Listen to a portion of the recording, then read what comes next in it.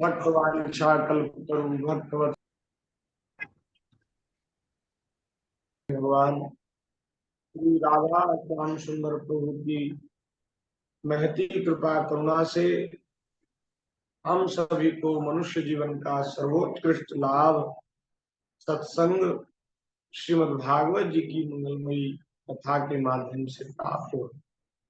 ठाकुर जी की रसमयी अत्यंत मधुर भगवान की जो लीला है उनको कहने सुनने का ये दुर्लभ सौभाग्य हम सबको प्राप्त हुआ। हम सब बड़े भाग्यशाली हैं। श्रीमद् भागवत जी में दसम स्कंद में 29वें अध्याय की चर्चा कल हमने प्रारंभ करी थी। बहुत सुंदर प्रकरण है। रास लीला की कथा चल रही है।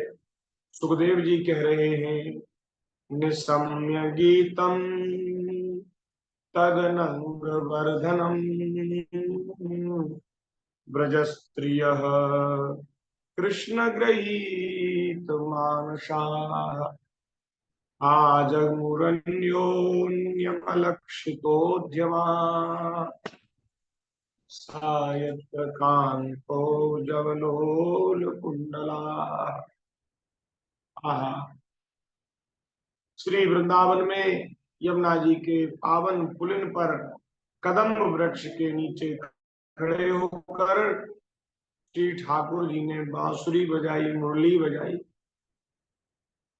और ऐसी महाराज बांसुरी बजी के महाराज ब्रज की गोपियों का मन जो है उसने हरण कर लिया। सुखदेव जी कह रहे भगवान का वह बंसी वादन प्रेम को, उनसे मिलन की लालसा को अत्यंत बढ़ाने वाला था, उकसाने वाला था। जैसे कोई अग्नि में घी डाल दे, ऐसे ही प्रेम की अग्नि गोपियों के हृदय में जल रही थी। उसमें उस बंसी की ध्वनि ने घी डाल दिया। तो अब तो महाराज गोपियां उस मुरली की ध्वनि को सुनकर व्याकुल हो गई, बेचैन हो गई, क्योंकि श्याम सुंदर ने पहले से ही गोपियों के मन को अपने वश में कर रखा था।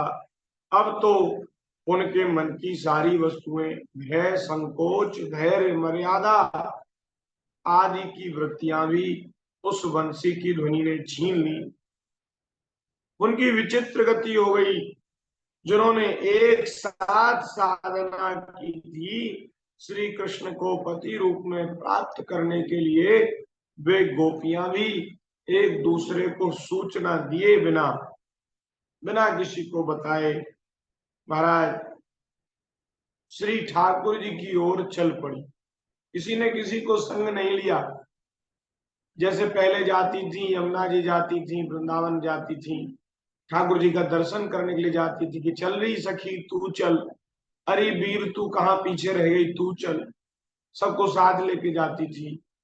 लेकिन भैया पहले साधन अवस्था में जब साधक भगवान की ओर चलता है तो भले ही किसी का साथ मिल जाए, लेकिन जब ठाकुर जी पुकारते हैं ना, ठाकुर जी जिसको बुलाते हैं फिर तो वही जाता है। वो फिर किसी को साथ, उसका मन जो है वो ठाकुर जी हर लेते हैं। तो किसी ने किसी को बताया नहीं, किसी ने किसी को साथ नहीं लिया और वे चल पड़ी श्याम सुंदर की ओर। श्री सुखदेव जी महाराज कह रहे परीक्षित, गोपियां इतने जोर से, वेग से भगवान की ओर जा रही हैं कि उनके कानों के कुंडल झोंके खा रहे हैं। कानों में बड़े बड़े कुंडल पे ना कि हिल रहे हैं। जब तेज गति से माताएं चलती हैं तो उनके कानों के कुंडल हिलते हैं। तो श्री सुखदेव जी महाराज कह रहे हैं कि तेज गति से, तीव्र गति से जा रहे हैं। सयत्र कांतो जवलोल कुंडला, जहां श्री कृष्ण है, जहां प्यारे श्याम सुंदर है, वहां के लिए चली, दिखा रहे हैं, जोर से दौड़ती हुई चली। गोपी मधुर मेरी, यमुना पुलिन सुभग वृंदावन, यमुना पुलिन सुभग वृंदावन, मदन गोपाल विराज री, मैं चली री जहाँ मोहन मुरली, मधुर मधुर धुन बाजे। सजल नील घन श्याम बरन तन, बसन दामी छाजरी, मोर मुकुट की शोभा बरनो, इंद्रधनुष ज्योतिलाजेरी। क्या महाराज, इंद्रधनुष की शोभा, क्या शोभा है। भगवान के मस्तक पर जो मुकुट लगा, बोलिए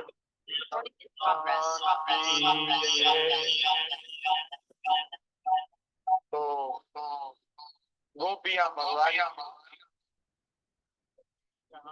तुम्हें वहीं जा कहते हैं ठाकुर जी। बोले सजल नील घन श्याम बरंतन, बसन दामिनी छाजरी। भगवान का श्री विग्रह, भगवान का श्री अंग ऐसा है जैसा वर्षा कालीन मेघ का जो श्याम वर्ण होता है, जल से भरे हुए सजल मेघ, ऐसे जल से भरे हुए मेघ की जो शोभा होती है ना, ऐसी शोभा ठाकुर जी के श्री विग्रह की। और उस पर पीताम्बर धारण किया हुआ है, ऐसा लगता है कि मेघों के बीच में, बादलों के बीच में बिजली चमक रही है, बिजली खोल रही है, ऐसी शोभा है। बसन दामिनी छाजरी, और मोर मुकुट की शोभा वर्णो। मोर मुकुट तो ऐसा बढ़िया लगता है कि उसके सामने इंद्र धनुष भी विलज्जित हो जाए। इंद्र धनुष भी क्या सुंदर है उसके सामने, जैसा सुंदर ठाकुर जी के मस्तक का मुकुट है। घूंघर बारी हल्के झलके, चंदन तिलक ललाटेरी, अमल कमल दल मंजुल नैना, जोवत है ममता तेरी। कुंडल किरण कंठ को सुमणि, आनंद मुख सो प्रकाशेरी। धरण धरण गति कहत न आवे, बहुत कुंज बिलासेरी। हरि ठाड़े हैं कलप तरूतर, मोहि देखी हंसी देहरी। लग जाए लटक जब चले हैं, बुद्धि बुद्धि सबे बिसारेरी। जाको मन मिल रहो कृष्ण सो, ताकि अकथ कहानी। जाको मन मिल रहो कृष्ण को, ताकि अकथ कहानी।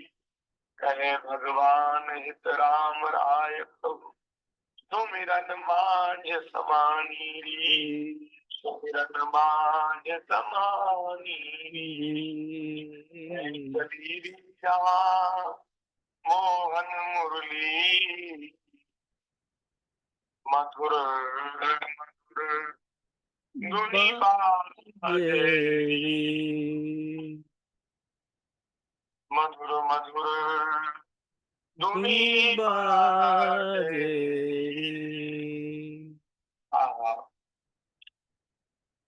या वृंदावन में मुरली बजी, वृंदावन में जो मुरली की ध्वनि जब गूंजी तो ये बात केवल ब्रज में ही नहीं रही, त्रिभुवन में फैल गई। त्रिभुवन में महाराज बात फैल गई कि वृंदावन में श्री ठाकुर जी ने बांसुरी बजाई है, रास लीला होने वाली है। तो सब देवता अपनी अपनी स्त्रियों के साथ, पत्नियों के साथ सब रास विहार का दर्शन करने के लिए आकाश में स्थित हो गए।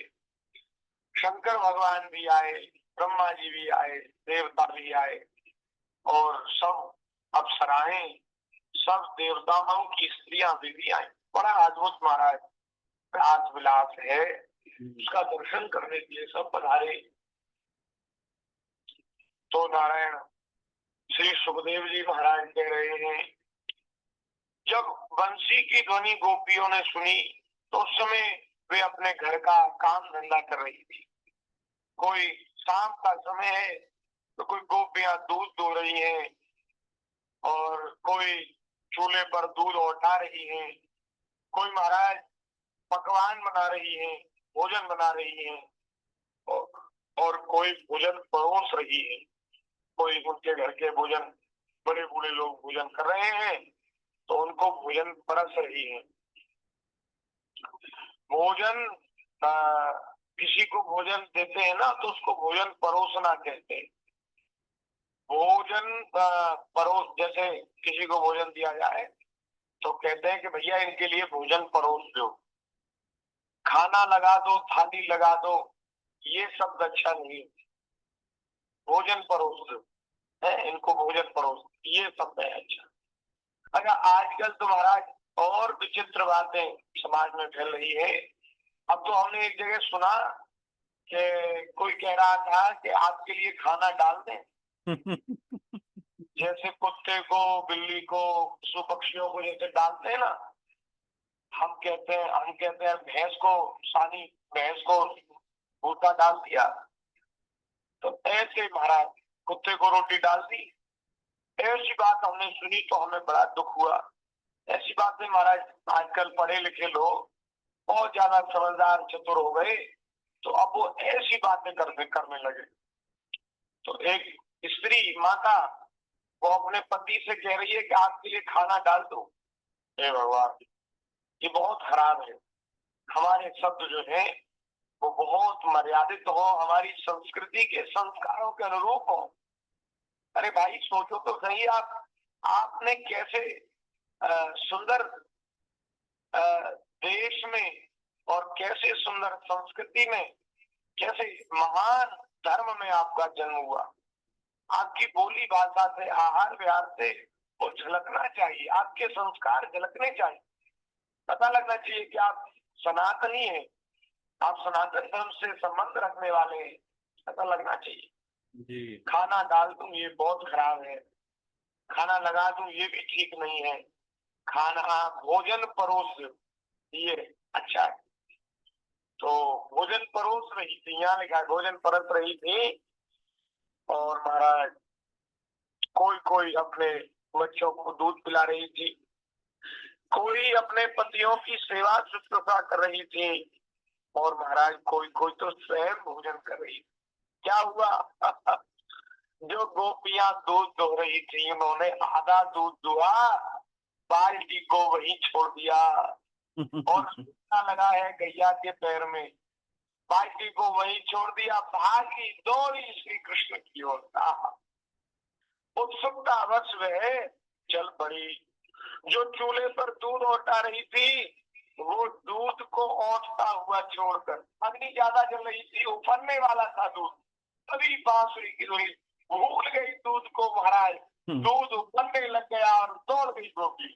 गोपी सुहार रही नहीं, अब दूध को कौन उतारे, कौन रोके उसको उफरने से, गोपी तो चली गई। जो भोजन बना रही थी वो महाराज उनका रोटी जलती रह गई और व्यंजन उनके चूल्हे पर ही रह गए। वो महाराज सब अग्नि के कारण वो खूब महाराज खदकने लगे, खोलने लगे और वे गोपी चली गई। जो भोजन परोस रही थी वो परोसना छोड़ दिया उसको, भागी गोपी कृष्ण की ओर। महाराज ये होता है श्री कृष्ण अनुराग, श्री भगवत प्रेम, श्री ठाकुर जी के प्रति समर्पण। भैया हम अपने आप को प्रेमी कहते हैं, लेकिन हमारा प्रेम कैसा है? हम लोग संसार के संबंधों में, व्यवहार में इतने उलझे हैं कि ठीक से हम सेवा पूजा भी नहीं कर पाते, नियम नहीं कर पाते प्रपंच के कारण, और भजन साधन तो कुछ होता ही नहीं। और महाराज संसार में ही उलझे हुए, संसार को हमने हृदय में बसा रखा है। ठाकुर जी तो महाराज दूसरे, तीसरे, चौथे, पांचवें नंबर पे है, पहले दूसरे नंबर पे तो संसार है। घर गृहस्थी, बालक बच्चे, स्त्री पुत्र, घर मकान दुकान, ये सब हमारे हृदय में बसा हुआ। लेकिन महाराज जो भगवान के प्रेम में जो अनुरक्त होते हैं, डूब जाते हैं, वो संसार के नाते रिश्ते उनके लिए ऐसे कुछ नहीं रह जाते, सब महाराज मिथ्या हो जाते, व्यर्थ हो जाते। यहाँ सुखदेव जी कह रहे हैं कि कुछ गोपियां अपने बच्चों को दूध पिला रही, अपने आंचल का दूध पिला रही थी, वो महाराज उनको भूखा छोड़कर, आधा तृप्त हुए, आधा पिया आधा नहीं पिया, भूखा छोड़ करके और श्री कृष्ण की ओर मुड़ी। हम लोग सोचते हैं सब काम हो जाएगा तो फिर कुछ भजन कर लेंगे, समय मिलेगा तो कुछ ठाकुर जी का स्मरण कर लेंगे, है सब काम हो जाएगा तो फिर जाएंगे वृंदावन, फिर जाएंगे अयोध्या, चित्रकूट। अरे भैया ऐसे ही अगर रहे तो फिर कोई फिर नहीं जा पाओ, फिर तो संसार के काम तो होंगे ही नहीं, जीवन भर लगे रहेंगे, इन्हीं में उलझे रहोगे, फिर क्या होगा? अरे ज्यादा ना हो तो कम से कम अपना जो नित्य नियम है, जो भजन साधन है, ठाकुर जी ऐसी कृपा करें कि कम से कम वो तो ठीक से हो। इतना महाराज संसार में उलझे, ये संसार सब स्वप्न के समान है, मिथ्या है, नाश वाले, एक न एक दिन नष्ट होकर के रहे। एक बड़ी सुंदर बात है, हम जिन व्यवस्थाओं को बनाने में लगे हैं ना, वो व्यवस्थाएं एक दिन बिगड़ जाएंगी, सब बिगड़ जाएगा। तो जो बिगड़ने ही वाला है उसको बनाने के लिए हम रात दिन एक कर रहे हैं, बताओ ये कोई बुद्धिमानी का काम है?